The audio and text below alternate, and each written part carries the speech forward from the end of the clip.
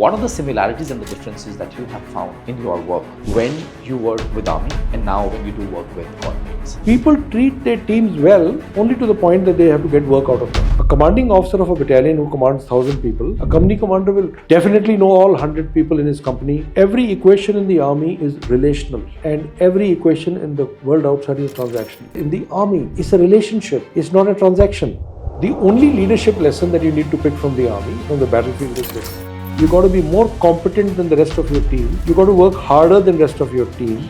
I've had the honor of meeting the most iconic soldier and leader we've had in the army, Field Marshal Sam Manekshaw. Sam had the moral courage to tell Mrs. Gandhi when she asked him to launch an attack in the month of Feb or March to say no. He said, I will if you want us to lose. Otherwise you listen to me. They attacked in December and won. During the Kargil war, one of our battalions, a Rajput battalion, attacked the post.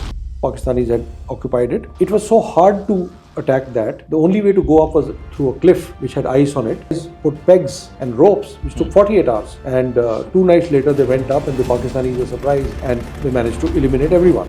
Somebody in the audience got up and said, Indian army is so soft. Those blighters are killing us and we are honoring them. It's because we are Indian army. We are not Pakistani army. Welcome to the podcast, The xMonks Drive. And today I had a very inspiring, profound, fascinating conversation with General Neeraj Bali. In today's conversation, we explored different facets of an army officer. I mean, what does it mean to be an army officer? What is the life of an army officer? What are the challenges that they face when they are on the war front? How do they manage their emotional state with love, care and empathy while they are on the war front? We also spoke about the geopolitical situation with Pakistan. By the way, in December, we celebrated the Vijay Divas. So we spoke about Field Marshal Sam Manekshaw.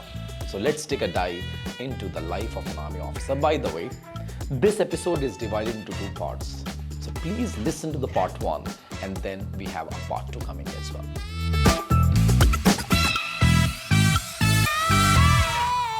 General Bali, thank you so much. Such an honor to have you on our podcast. The pleasure and honor is all mine, Gaurav, to be in the presence of somebody who was my trainer, both on my journey to become a life coach and a leadership coach.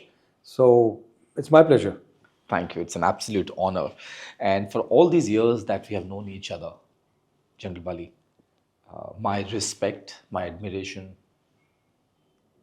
the way I've looked at you, it has always grown for several reasons. So thank you for being who you are. Thank you for the compliment, Gaurav. Yeah. Thank you. One of the first questions that I would love to ask you is that we have just celebrated the Vijay Divas. Yes. And that has a huge significance for the geopolitical scenario in India and the neighboring countries, especially Pakistan. And at that point in time, it was led by Field Marshal Sam Manekshaw. Yes. Just wondering if you've got any encounter, any interaction. Well, I'm very glad we started on this note. I really wasn't expecting it. Yes, I've had the honor of meeting the most iconic soldier and leader we've had in the army, Field Marshal Sam Manekshaw. I met him a couple of times, once in 1991 when I was a student at the Staff College in Wellington, and another time when he came to deliver us a talk. And so as far as my personal meeting with him goes, we were in a party. My wife said, when he entered, she said, can we go and meet him? And I said, why not? And we walked up and I introduced myself. I was a major. And I introduced my wife and he immediately came to my wife, put an arm around her waist and said, where are you from? And she said, I'm from Chandigarh. And he said, some of the most beautiful women I meet are from Chandigarh. You know, he had this great, charming way of getting along with just about anybody you met, putting you at ease and so on, in spite of his great persona. Stature. But I think what your audience might want to know is one of the stories I heard from him. Yeah. When we fought this war in 71, General Manekshaw's, that time General Manekshaw's opposite number was General Yahya Khan, the Pakistani commander. And Manekshaw told us that before partition, when Sam Manekshaw was a lieutenant colonel, Yahya was in his department, his branch, as a major. Yeah. When the partition took place, Yahya said, sir, I'm going to go to Pakistan. We'll have nothing there. You have this very swanky bike.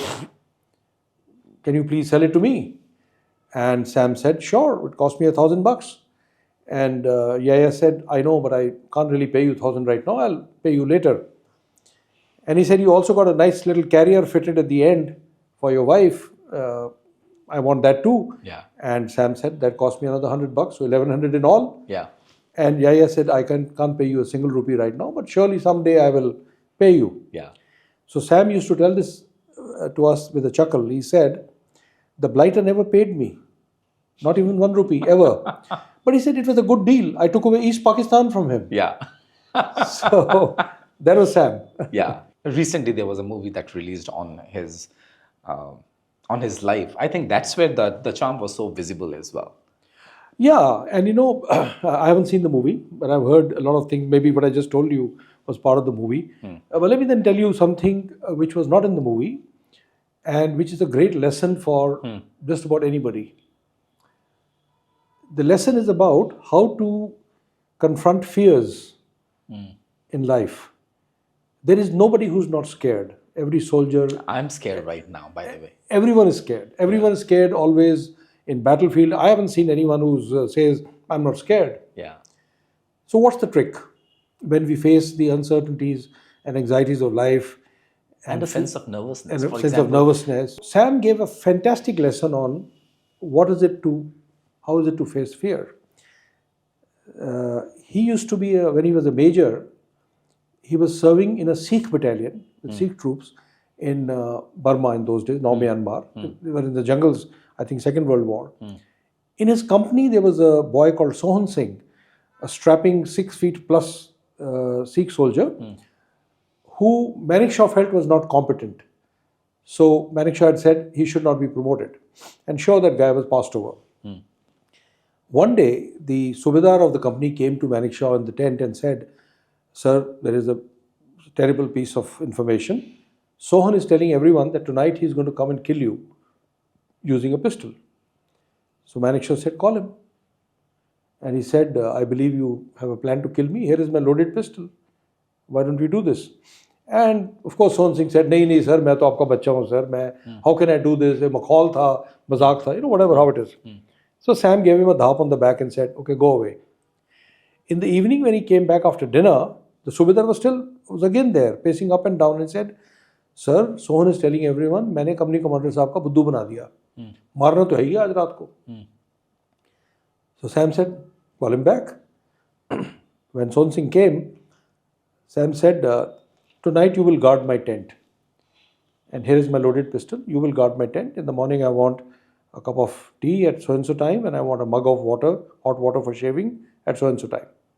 And he went inside the tent. Well, nothing happened. And Sohan Singh followed Sam like a lamb throughout the war. So people used to ask him, weren't you scared? Sam said, scared? I was so scared I didn't sleep a wink the whole night. All night I was waiting. थोड़ी सी आवाज होती थी, I used to say, आ गया. Your time is up. Yeah. He said it is all right to be scared, but leaders don't show fear. That's the key. So it's okay for me to feel nervous right now. I just need to be watchful of my expressions on my face. So that's the trick. Please remember, whether you're in a corporate sector or you're a student or you're whoever in life, you are going to feel fear. It is all right. It's an absolute natural phenomenon. But as leaders, you must control the display of fear. You know why?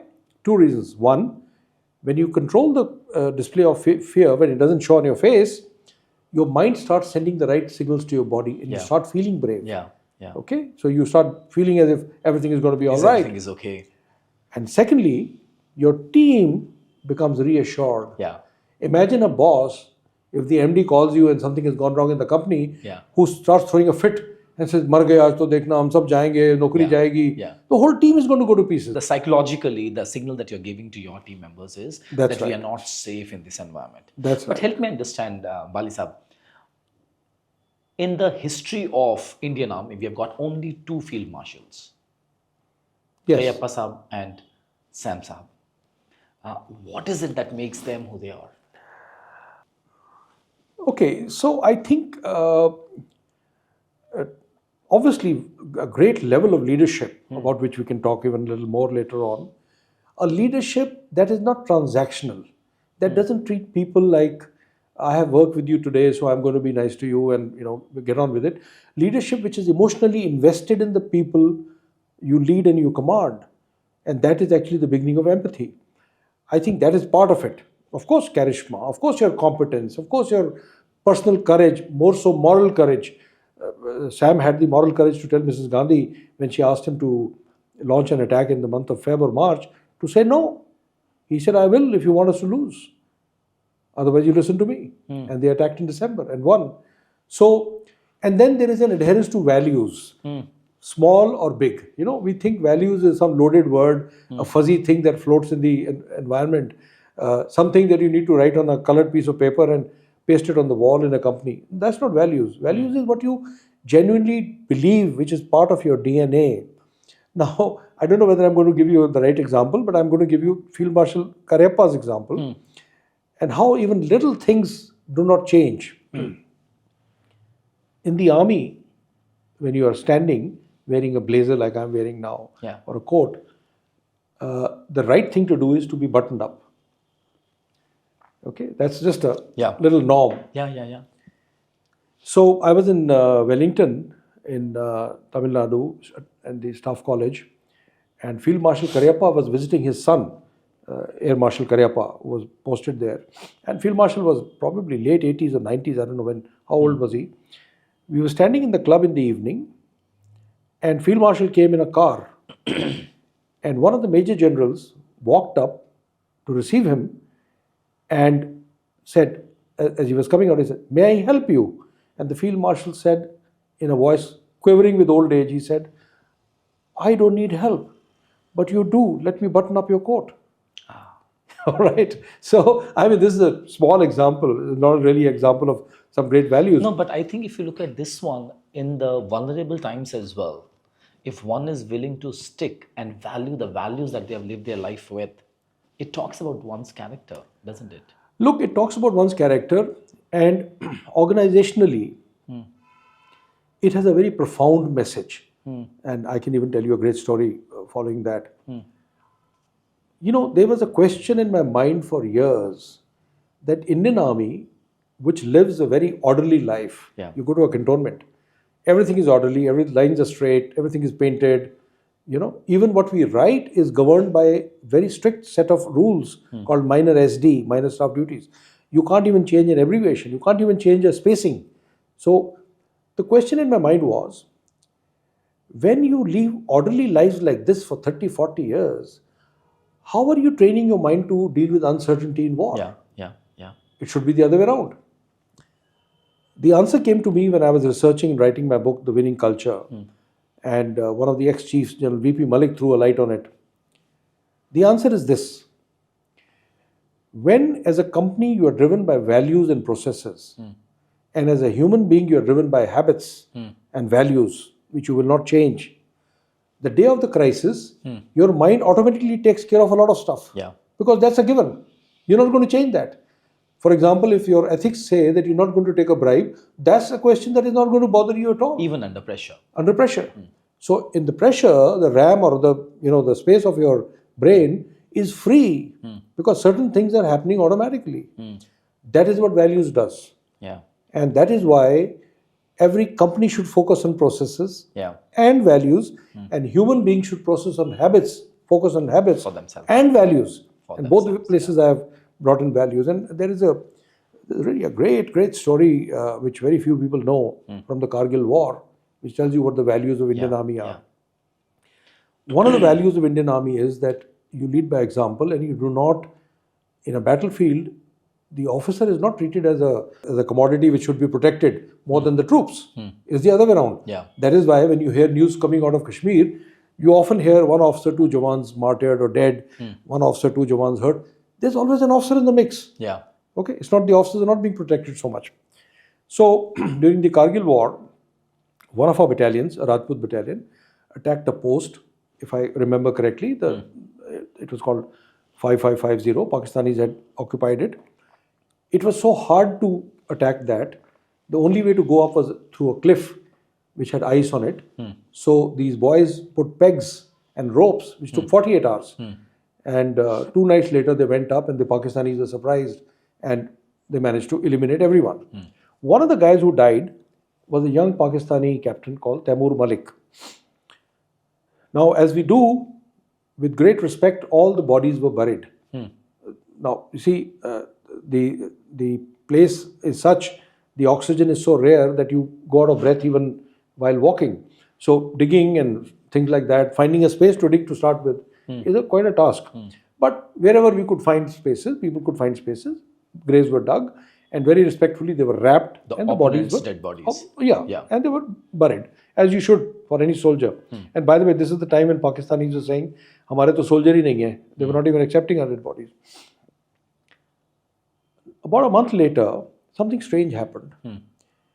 Taimur Malik's grandfather, who had been a judge in Pakistan, now settled in London, went up to the Indian Embassy, High Commission, and said, "My people are distraught since my grandson died. Is there some way to locate his mortal remains?" By the way, in the Indian Army, we don't call them bodies. We call them mortal remains. Mortal remains, and somehow have him sent to Pakistan? An impossible demand. Who's going to go around looking for an enemy's thing in that rarefied place? Somehow the word trickled from the High Commission to the Defense Minister to the Army Chief, and General Malik called the CO. The CO's name was then Colonel Konsam Himalaya Singh, Manipuri, retired as a Lieutenant General, deservingly so. And he said, "Look, this is not an order, but can we do this?" And without batting an eyelid, he said, "We can, of course, do it, sir, but I have a condition. We don't treat officers any better than the men. Then I want permission to dig up all bodies, all Pakistani soldiers' bodies on the post. All must be sent back." And all were sent back. All were taken out, carried by our boys down to helicopters and sent back. That is what values teach you. That you do not, even in a strange, extreme circumstance, you give up your values. On another note, because it is important for me to say it, a couple of times when I told this story, somebody in the audience got up and said, "What? Indian Army is so soft? Those blighters are killing us and they are butchering us and we are honoring them by taking their bodies out? Why are we doing this? Why did we do this?" I have an answer. It's because we are Indian Army. We are not Pakistani Army. We are steeped in Indian culture. Let's not try to copy let's not become our enemies. Let's not become the people whom we dislike. Okay. Two questions and before. What is it that the army goes through that help them develop this mindset of managing pressure and yet ensuring that we don't lose out on the basic essence of being human? What you mentioned is empathy. You spoke about moral courage. You spoke about values. Managing these two different words is not easy. I mean, tell me what happens. This is an amazingly profound and relevant question. And I can actually split it into two parts. One is to answer this question, and one is to say what happened, why have Pakistanis, especially the army, become what they become. So, back in 2016, I went to speak in IIM Ahmedabad, and at the end of the talk, a girl got up and said, "You guys come from the same background as all of us. How have you become so different? Why are people willing to die without a bonus at the end of the year?" I'm sure everybody knows. Are willing to in the army, there's no bonus. So how is it working out? I agree. We come from the same mitti, the same middle class parenting mostly, the same villages, same small towns. I hadn't spoken English when I joined the army. I mean, we came from a Punjabi medium school. Uh, and so the same financial anxieties and so on and so forth. The magic happens not because we are different when we join. The magic happens after we join. And that magic is called culture. Culture. It is not patriotism because people outside, well-meaning people, patriotic people who love our country are as patriotic as any Fauji. Faujis don't have a copyright on patriotism. Okay, so that's not the case at all. That's a wrong answer. We do what we do. But culture is what we collectively do. Every organization, every political party, every club, every school, every family has a culture. Culture is what we start doing collectively. And why do we do collectively? Because as humans we feel, mera kaam isse chal jayega. If I am in a bad government office and I am not pulling out your file in time, it is because mera kaam chal raha hai usse. Nobody is giving me extra, shabash or money for pulling out the file, and nobody is punishing me for not pulling out the file, right? It won't happen in a modern bank where people will be more responsive. Okay, so Indigo might have an on-time culture for a reason. Indian Army has a robust and a very distinct, a very unique culture. In some ways, it lives on an island of its own, right? And that culture collectively drives ordinary people like me sometimes to do extraordinary stuff, which you hear about all the time. And that's why the Indian Army gets respected. All this business of values and everything comes from that culture. So when you join the army, training is a very important input, but training is not the only input. When you join the army takes great pains to cut off all the faltu ki cheezein that you've been carrying, all the baggages. We are not political. We don't discuss religion in the army. Okay, we don't do any of that nonsense. We are, I mean, I'm not saying religion is nonsense, the troops are very religious. What I'm saying is, we don't indulge in that kind of a political talk. Makes sense. Okay? Makes sense. Not to... it's like aligned towards a common purpose. Of course, our troops are religious and so are we. That's not the point. So, it is that culture that then steeps us in a color that makes us who we are. And I can tell you a zillion stories. In fact, the book I wrote, and I'm sorry I'm not promoting my book, I'm just mentioning it. It's called The Winning Culture, Lessons from the Indian Army to Transform Your Business. And it's remained on the Amazon's bestseller list for 13 months now. It's full of these stories of ordinary people, not Paramvir Chakra, what people do in day-to-day life and how it becomes. And that culture is what every company should focus on. That culture is what people ignore because they think it's some fuzzy idea and somehow it doesn't drive your top line, it doesn't drive your bottom line. You can't be more wrong. So I would love to know more about that, because it's very easy to talk about cultures in an organization, and yet people have the values well placed on the walls. People have the purpose statement well placed on the walls. But when it comes to working together, when it comes to sustaining the pressure together, I think that's not at all visible. It's not visible because, let me start by telling you what culture is not. Culture is not what you splash on the wall. Culture is not what you stand on a podium and speak. Words are cheap. If people could just follow words, then life would be easy. Words are cheap. Of course they are cheap. Action is what matters. People look at your action. Your children stop following you after a certain age. They don't follow your words. They follow your actions. But how come you have been able to instill in this being of empathy? You know, when you spoke about the mortal remains, you were willing to do that not only for one person, but for everyone. You valued human life. You valued the rituals that one has to go through after that. At the same time, managing that pressure. If you look at this one, this is like a polarity. Managing the polarity requires a lot of mindset shift. Look, so that's why I'm coming back to that point. We don't realize it, but culture is such a strong stream which is flowing you in a certain direction. Sometimes you don't even know it's flowing you in that direction. It steeps you with those kind of values where you don't, of course, when we fight Pakistanis or anybody else, they are our mortal enemies at that point of time. But nowhere in the Indian Army you're taught to disrespect a Anyone. fallen soldier, Yeah. or a fallen anybody. Irrespective of the nation, irrespective of the caste the person is coming from. So 93,000 or more Pakistanis surrendered to us in 71 war. Yeah. And if you hear some of them talk, they said, we realized why the Indian Army won. Even the field marshal used to come, or the generals used to come and check our food, how good the food is. Because that is what we do in the Indian Army. Officers would routinely go to langars to check how good the food of the troops is. As a matter of fact, when you're out in an exercise area, I don't think an officer's mess will serve food before the men have started eating. So this is all part of a value system. Yeah. And that value system comes from a culture. That is what changes your mindset. Now, if you or anybody, I mean, in the corporate sector who's listening, who's not fortunate enough to be in a company where there's a great culture like that, let me say something. Your mindset is still in your own hands. Nothing stops you from developing a mindset. Stop looking at bad examples around yourself.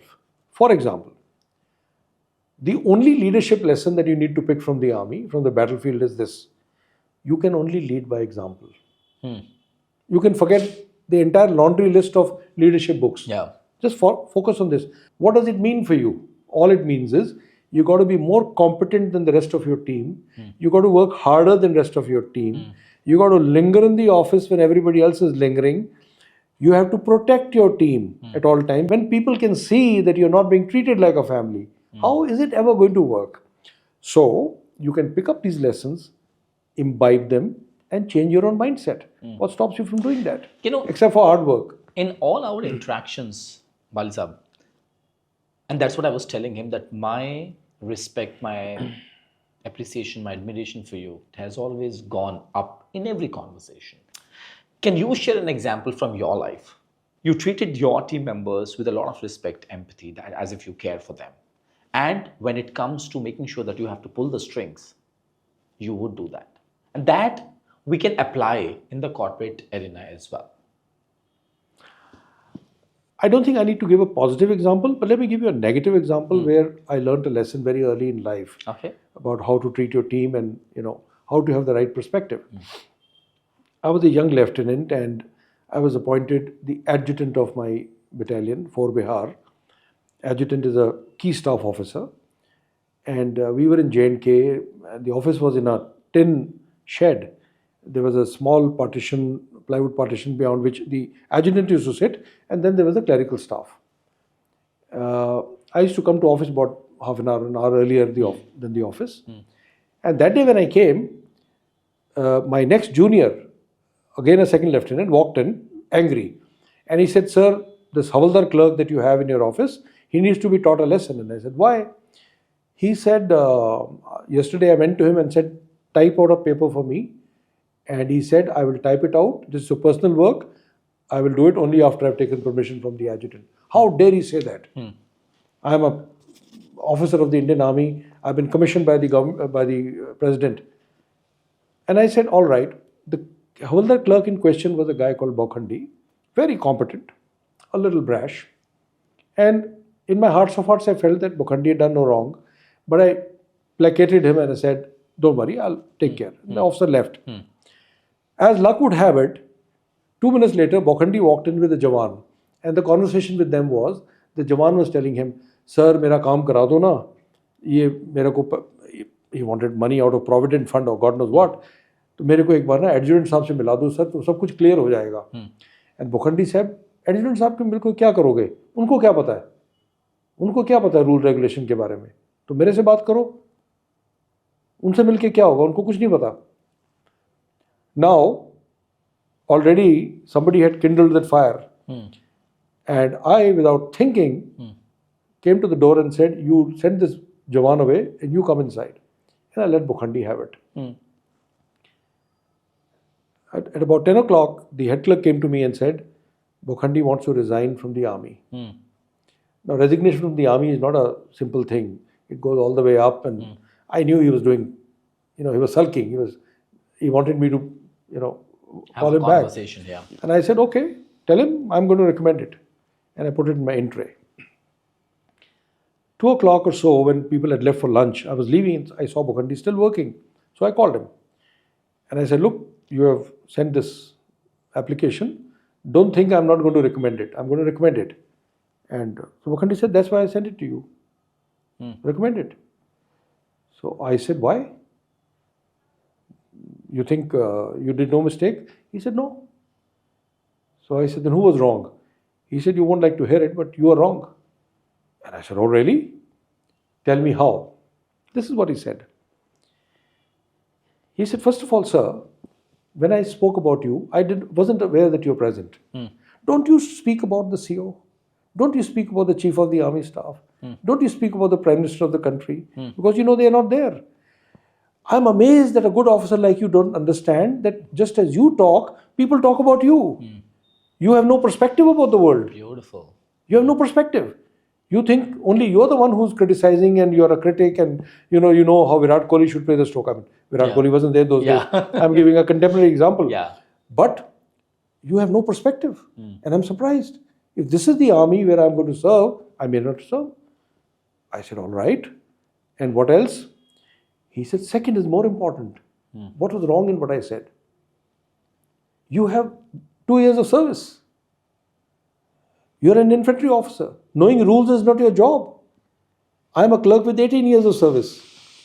It is my bread and butter. Why are you not willing to face the truth? And isn't that a beautiful example of moral courage that you spoke about? It is absolutely amazing. I just stood there and I said, you know, the veil fell from my eyes and I have never ever forgotten this lesson. I think this is the beginning of empathy, where you realize that God, I just think I'm something special and the other people maybe. So he said, you're wrong. You don't know the rules. I know the rules. And he said, if you know the rules better than me, then I should resign anyway. Because this is my bread and butter. Your job is to fire and kill people and, you know, stay on the borders and all of that. And I said, my God, I said, Vakhandi, that is the trick. When you discuss things with people, here is a couple of pointers I'll give to people who have problems of, with someone else.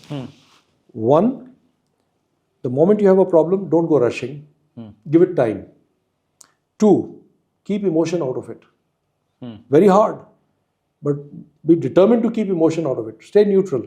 And three, do it privately. These are three rules you must follow if you want to really confront. First one is a very practical approach. Give it some time. Yeah. Third one is very, very practical. That when you said, do it privately one-on-one. The second one is keep your emotions away. Detach, dissociate yourself from those emotions. Would it be possible if you can share one such practical tip? What is it that I can do? So for example, what is it that person has to practice on day-to-day basis that will allow him? I'll give you a framework. Yeah. I'll give you a framework. Yeah. The framework is applicable both to the first point and the second point. Even delaying sometimes is not in your hands. Your friend has done something. You look at your bonus and you find that your boss has not given you what you deserved. Your first option, your first instinct is to storm into his office before the day is out. You're not going to go home and sleep over it, right? And second is keeping emotion out of the whole scene. The framework for this is also the framework for making all decisions in life. I'm making a very sweeping statement, but I will challenge people to test it, test this framework or hypothesis, whatever you call it. It is this: always do what is in your long-term good. Always do what is in your long-term good. The short-term says, let me take out my bhadas and let me sort out this guy once and for all. It's not going to work. It's not in your long-term good. Your life is not short-term, it's long-term. Anything, whether you are tempted to do something, whether you are deviating or distracted with something, whatever you do, you have to remind yourself, I have to do what is in my long-term good. And one of the first things you should do in a long-term good is delay when you are emotional. Yeah. Because a new light might fall in as it fell on me. From 8 o'clock in the morning to 2 o'clock, a brand new light which changed my life in many ways, in some ways. It stayed with you. Of all the experiences. There you are. Yeah. All the experiences, you shared an experience of Field Marshal Sam Saab, the way he interacted with Indira Gandhi ji. Right. And now you're sharing the story of this. Look, Gaurav, you know better than me that we are an amalgam we are a net result of our experience of life. of what has happened to us. But it's not just that, it is how we have perceived it too. There are people who see the same thing in a negative light and then they draw the wrong lessons and gradually they harden to become negative people. Yeah. But if you look at everything as a learning experience and you pause a little and say, could I be wrong? You will see things in a different light. Yeah. Okay, not to create self-doubt, but to learn something new. So think of what is in your long-term good is always going to make you a winner because life is long-term. Now in this instant case, I apologized to him. He said, sir, you don't have to apologize because you are a senior person and I don't want apology. And I said, all right, I accept it. Here, take it back. He said, no, I'm not taking it back. It wasn't a drama. You do what you like with it. So I wrote not recommended and I threw it out. Okay, but I learned a lesson. So this is a lesson that I would like to pass on. Not, I must have done some good things too, but I mean, this is what I carry. Beautiful. Yeah. So beautiful. Let me just absorb this because what you're sharing is, one is, I'm just trying to understand what is it that, so how you would have kept your emotions aside. It's not at all an easy thing. And I'm just trying to understand that if something similar happens to me as well today, you know, if one of my team members comes straight on my face and say, Gaurav, this is where you are wrong. I can't overemphasize the importance of pausing, giving it time, and trying to see that you could be in error. And then if you find out you're in error, not to double down on error. This is the other thing people do. They've said something stupid, they realize they've done it wrong, but they will double down on it. They will say one more stupid thing to convince. No. I've made too many errors in life. sure. We all do. I'm sure Okay. we all do. But every time you make the error, then you realize, I wish I'd remembered that lesson. Yeah. And once I've helped me understand, you know, one of the core challenges that I've seen we all are making is not aware of our blind spots. Yeah. And as you mentioned, that one is that once you have made a mistake, what is more important is not to reiterate on that or not to support it, not to convince yourself why you did what you did. Because at times we start to justify our behaviors. Yes, yes. So one of the books that has made the maximum impact on my life, and if there's one thing I like to do, I like to read, is called The Road Less Traveled by Scott M. Peck. And the book starts with a very profound statement, a 3-word statement. It says, life is difficult. Life is difficult. That's the first thing we need to accept. It is one of the great ironies of life that people don't accept even that part. They moan and they curse and they criticize and say, Meri zindagi aisi kyun hai? Why is my life not easier? And I tell them, if your life is difficult, congratulations, it means you're alive. Okay? Your life will always be difficult. Life cannot be cured. Life cannot be cured at 10 o'clock on Monday morning or 1st of January or that day when this happens and I'll become something else. Life cannot be cured. Life has to be managed on a daily basis. Okay. Now in that book he says something very wonderful which will probably explain as to why people do what they do. One of the greatest strengths a human being can have is the ability to introspect. Deep inside you should be brutal with yourself. Right? And I'm not talking about destroying your confidence. But inside, and you don't have to tell other people. You have to tell truth to yourself. Truth to yourself. Yeah, you don't have to. It's very liberating in nature. Absolutely. You don't have to go around telling other people, or you don't have to apologize to the million people around you. But be brutal.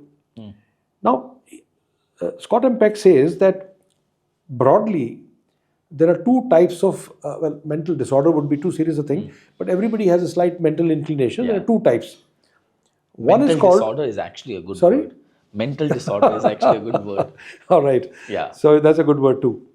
One is called neurosis, where a human being primarily blames himself for what goes on. So a student who doesn't do well, he says, उस दिन ना उस रात को मैं अगर Netflix देखने के बजाय थोड़ा जाग जाता थोड़ा और तो ये नंबर अच्छे आ जाते. Where people blame themselves. So a great cricketer who comes out, he says, I played a bad stroke. I should have reached outside the off stump as often as I did, and I did something wrong. There is the other variety, which is called character disorder. those fellows blame the world. Okay? The fault line lies in between. If you are neurotic and you blame yourself, the chances of your becoming winner are far, far more, infinitely more than if you have a character disorder. Why? Neurotic Because and character you are disorder. taking responsibility for what is happening. You feel that the locus of control is inside you, and therefore there is at least hope in hell that you will change. Yeah. So you're an alcoholic, and if you say, I know what the trouble is. The trouble is I have no bloody willpower, and it's my problem, and I am, screwing it up every single day. And I forget the count when I start drinking. There is at least a hope that you will change. You still may not. That you're willing to accept and acknowledge that something needs to shift within yourself. Exactly. How else will you change? How else will you change? Yeah. It's like coaches, when you talk to someone and say, before we go anywhere, tell me, how willing are you to change? Yeah. And a lot of people look at you and say, I have to change? Yeah. I was talking about my circumstances. Yeah. Character disorder people blame the world. Now, the joke is that if a neurotic person goes to a psychiatrist and tells him, I'm really troubled, everything in my life is bad, this is going on, the psychiatrist listens to the whole thing and says, I got it. You are neurotic. And you know who's to be blamed? You. And the neurotic person says, yes, that sounds right. I'm the one who has to do something about it because that's his nature. When the character disorder chap tells the same story and the fellow says, you know what, you have to change. He says, why? Why do I need to change? You didn't listen to my story? Yeah, the world is like that. You didn't hear what I told you about my wife or my husband, my boss, Yeah. my upbringing, my parents? You didn't hear any of that? Beautiful lesson. And he tells the story again. And the second time the psychiatrist says, no, bhaiya, you need to change. You must understand. That is why, that is the way people double down on what they do Yeah. wrongly. Yeah. Yeah. So if you want to become a winner, you really have no other way but to take the painful route Yeah. of asking yourself and taking accountability and responsibility. Yeah. You see how many leaders in the world are fond of these words? You go to any company, people say, "Arey sir, hamari company mein accountability nahi hai, Yeah. responsibility nahi hai." Are you taking responsibility Yeah. for this? Yeah. Yeah. Because you are responsible for it. I have this question, right? You spoke about, you created a beautiful distinction between neurotic and character disorder. And we are talking about the core of it, we are talking about ownership and accountability. What are the similarities and the differences that you have found in your work when you were with Army and now when you do work with corporates? It can be described in just one word. You know, every equation in the army is relational. And every equation in the world outside is transactional. I can't emphasize this more. Now let me explain what it means. So in the corporate sector, where I've been CEO of 2 companies, so I should be able to talk, Yeah. people treat their teams well only to the point that they have to get work out of them. Yeah. There is no emotional investment. It is, you're here today, you're nice, I'm going to be nice to you, get your work done, we do well, I'll take you out for a drink. But that's it. I may not even know how you are in your family. That's the transactional part. That's transactional Yeah. part.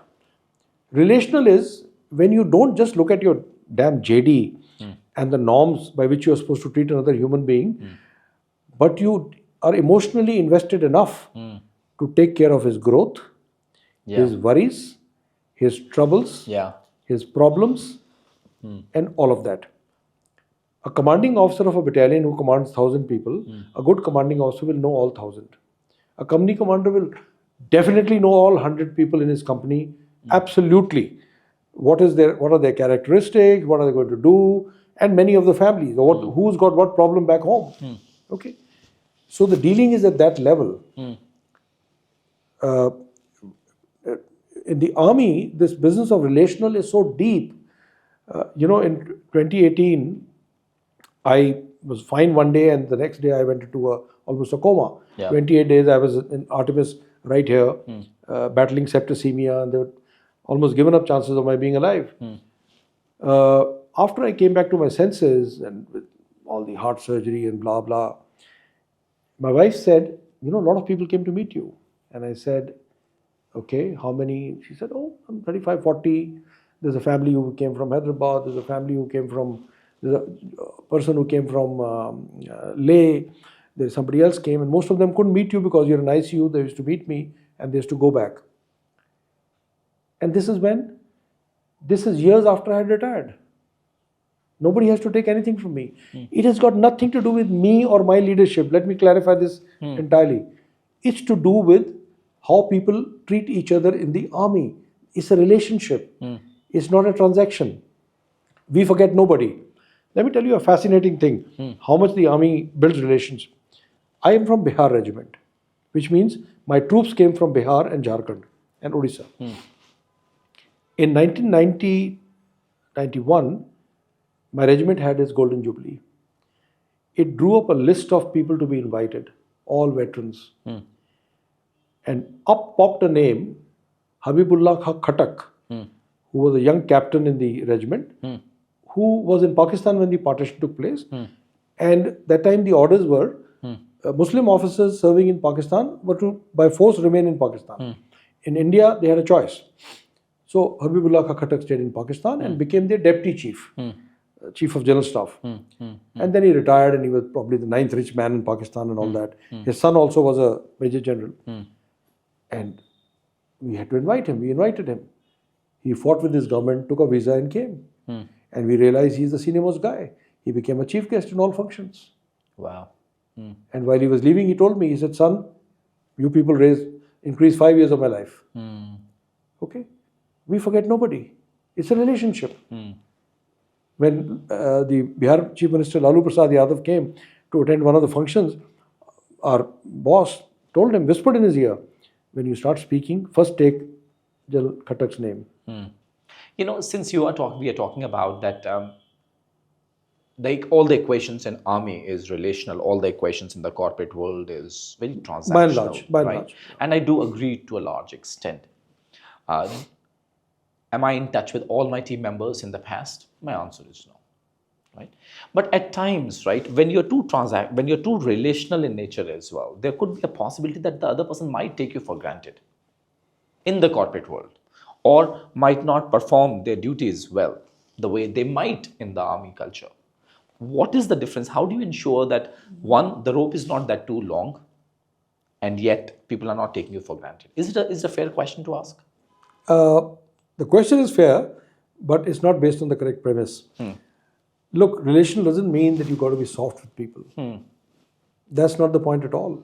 Yeah, probably that's the assumption that I have. Yeah. Relational is not that you have to be goody-goody sweet all the time. You can be a hard taskmaster, but people know when you feel for them. Everybody understands where you're coming from. Or you can be very sweet, but people may know that you're actually a nasty guy who's going to let them down on the wrong day. Yeah. So outer behavior has nothing to do with it. It's to do with what you genuinely, and Gaurav, the word I'm most in love with is authentic. How authentic you are in your conduct with the people. You have to be authentically worried about them. And can that be developed? Of course it can be developed. You see, there are myths we have created in the corporate sector